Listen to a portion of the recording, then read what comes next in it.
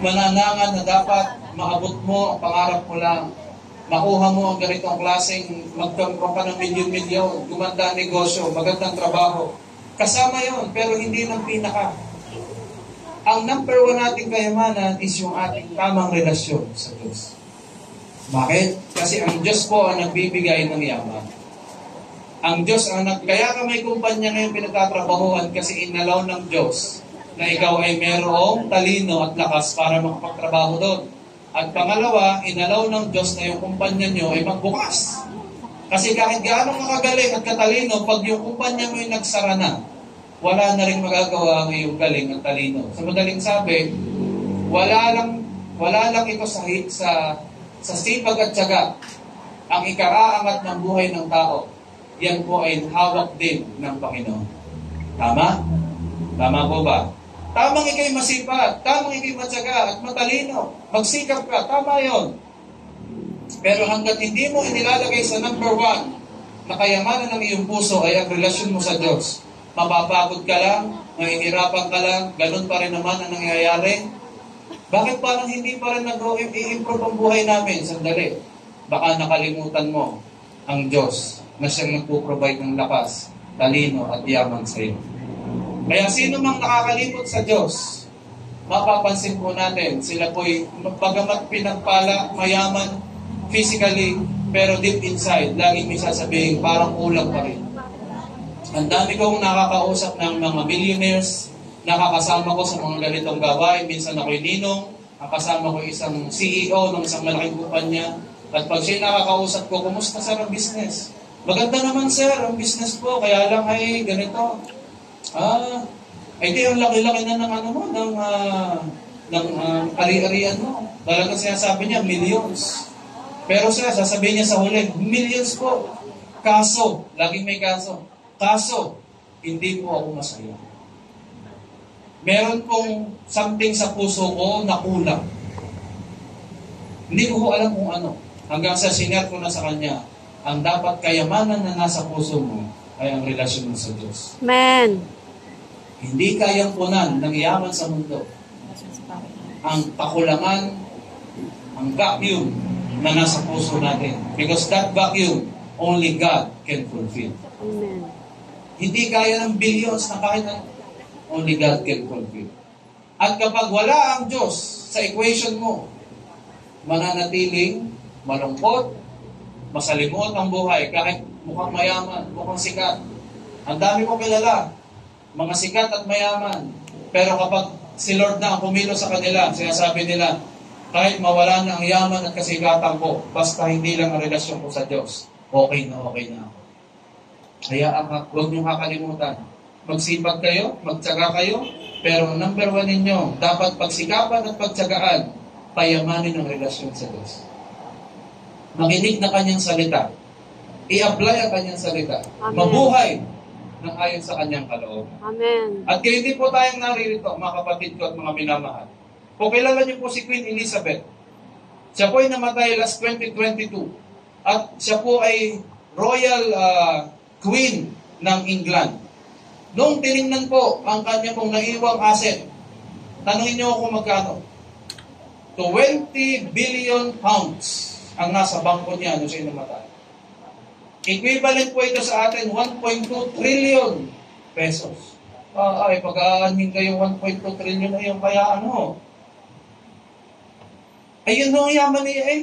Ang tanong ko, may naisama ka ho siya sa kabilang buhay ni isa sa kanyang naiwan? Wala po. Wala. Bakit? Ang sabi ng Biblia, hubad kang dumating sa mundong ito, hubad ka rin aalis. Kung ang pinahalagahan mo lamang ay ang mga bagay na nasa mundong ito, let me tell you this, iiwanan mo din yan. At sa panahon na ikaw ay haharap na sa iyong manlilikha, ano sasabihin mo sa kanya? Nagpayaman mo ako ng lubos. Inayos ko ho ang aking negosyo. Ginandahan ko ho ang aking trabaho. Kumuha ako ng maraming titulo. Hindi po yun. Tatanungin sa iyo ng Diyos, tinuring mo ba akong iyong magulang, amang sumasalangit? Tinanggap mo ba ako sa iyo doon? Ang malaking problema ng tao ay iyon. Walang solusyon sa ating kung pupuntahan kapahamakan. Dahil sabi ng Biblia, ang lahat ng tao ay nagkasala. At ang lahat na nagkasala ang pupunta ay kamatayan. Wala akong tao hindi nagkasala, lahat po tayo nagkasala, kaya lahat tayo doon ang punta. Yun ang malaking problema ho natin. Wala ho tayong solusyon doon, hindi kayang bayaran, kahit ano. Buti na lamang dahil sa pagmamahal ng Diyos. Ibinigay niya ang Panginoong Hesus na sino man na tumanggap sa Kanya, papasukin siya sa buhay niya, ay magkakaroon ng buhay na walang hanggan, maliligtas sa anumang kapahamakan. May mga tao nagsasabi, okay no, paano ako maliligtas, Pastor? Ay basta mabait po ako, okay na. Mabuti po akong tao, wala po akong inaapahang iba. Mapagmahal po ako, mapagbigay po akong tao, kaya po ako'y maliligtas. Sabi ng Biblia, hindi sukatan ang kabutihan ng tao upang maligtas. Efeso chapter 2, verse 8 to 9. Sa paanong paraan maliligtas? Sa pamamagitan ng grasya, biyaya, at pananampalataya sa Panginoong Hesus. Amen. Hindi daw sa mabubuting gawa. Kaya kahit ano palang bait ng tao, buti ng tao, kapag siya walang relasyon sa Diyos, at hindi niya tinanggap ang tagapagligtas, ang lahat po ay wala sa harapan ng Panginoon.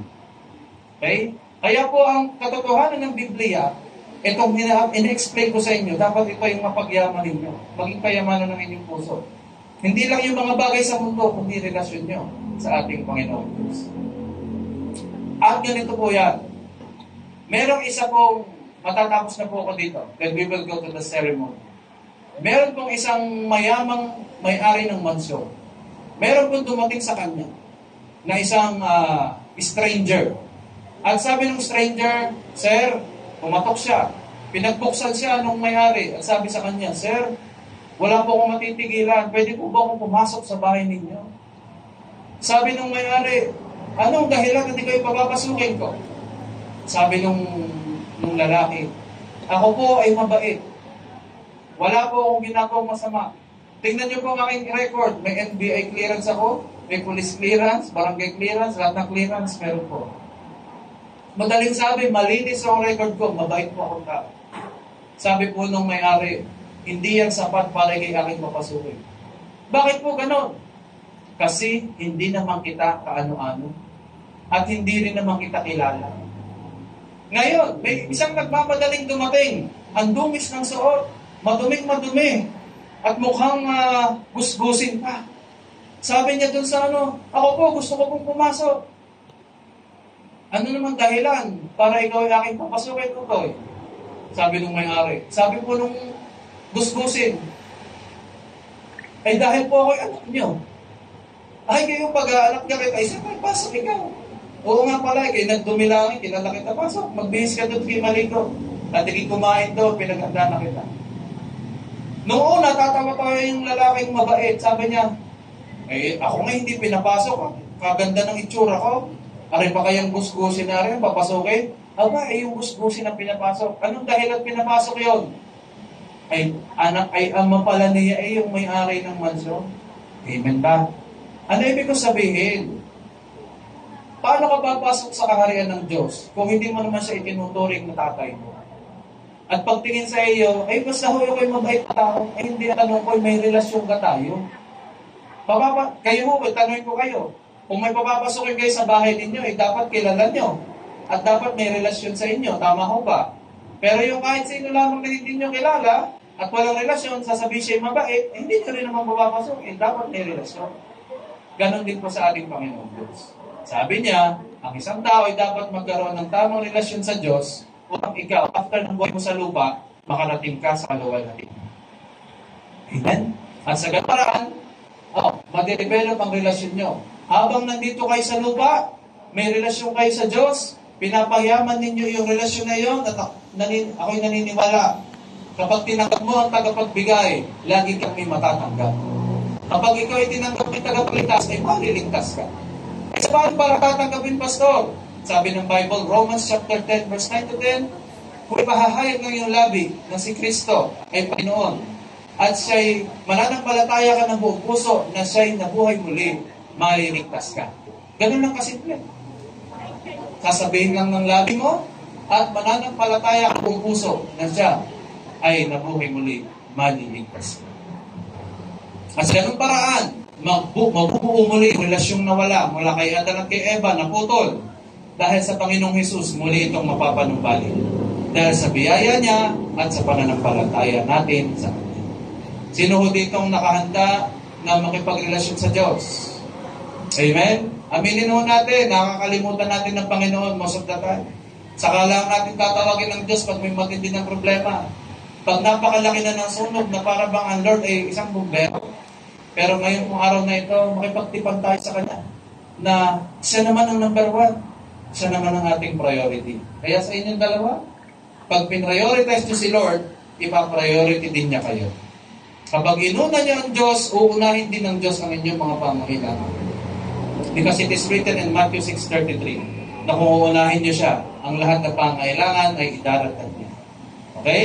Kaya wala tayong pangamba dahil may pananampalataya tayo na ang Diyos na ating sinasamba at minamahal ay mahal na mahal tayo at tinuturing tayong anak. Okay? Kaya ano nangyari doon sa mayamang, doon sa mabait? Ay gusto kong pumasok Paano ako papasok? Kagaya nung gusto si Karina, nakapasok. Paano ako papasok? Sabi kong may-ari, sabay, kailangan ikaw yung anak ko. Aampi kita. Para makapasok ka. Inampon. Ayun. May kasulatan. Nakapasok ngayon ng isa. Ang tawag po doon, adoption. Kaya lahat po na naririto, natatanggapin si Kristo, meron pong pag-aampon na mangyayari. There will be an adoption from the Lord through our lives by accepting Him as our Lord and Savior. Amen? So may paanyaya po yung may-ari ng mansion ngayon. Sino mang gustong pumasok, ang kailangan lamang tanggapin siya, panampalatayanan siya, at hayaang maghari siya sa ating mga buhay. Amen? Minariyahan ko pong bawat isang yumukot pumikit. Ito po ay isang tanda ng pagtanggap sa ating Diyos, paghingi ng tawad sa ating mga kasalanan sa mga panahon na hindi natin siya inuna at ginawa lang natin siya pamatay-sunog sa ating problema. Humingi po tayo ng tawad at ngayong oras na ito, I will lead you in a prayer of acceptance to our Lord Jesus Christ. At sabi doon, kung sasabihin mo ito ng pupuso, mananampalataya ka, maghahari ang Diyos sa iyo. Sabihin po natin ito, maging mga bisita natin nasa likod, inaanaya ko po kayo yumukot, pamigit at manalangin kasama namin. Sabihin natin, Panginoong Hesus. Sige, sabihin po natin ito na may tinig. Panginoong Hesus. Lumalapit ako sa iyo. Humihingi ng tawad sa lahat kong kasalanan. Mula pagkabata hanggang kasalukuyan. Patawarin mo po ako, Panginoon. Linisin mo po ako ng iyong banal na dugo. Ngayong oras na ito, tinatanggap ko kita bilang aming Panginoon at sariling tagapagligtas. Maghari ka sa buhay ko mula ngayon hanggang mapakailanman. Sa pangalan ni Jesus, tinatanggap ko ang karapatan maging anak ng Diyos. Sa pangalan ni Jesus, Amen. Ako na lang po mananalangin, manatili po nakayukot na kapitid. Panginoon, salamat po sa lahat ng mga naririto kayo na nagbalikod sa iyo at inialay ang kanilang buhay sa iyo, Panginoon Diyos, at tinanggap ka bilang Panginoon tagapagligtas. Lord, I pray that you bless this newfound relationship that you have with them. I also pray, O God, anumang kanilang mga pagsubok, pinagdaraan ng mga challenges in life, Lord, you have promised that you are always there. At kasama ka namin, Panginoon, hindi mo kami pababayaan at hindi mo kami iiwan. Pagpalain yung buhay ng bawat isa. Bless, Lord God, the faith that you have started unto them. And I also pray, lahat sila, Panginoon, ilalago at mas lalong maiinlove sa iyo. Salamat, Lord God, kayo po ang kayamanan ng aming puso. In Jesus' name, Amen and Amen. Bakbakan po natin si Lord.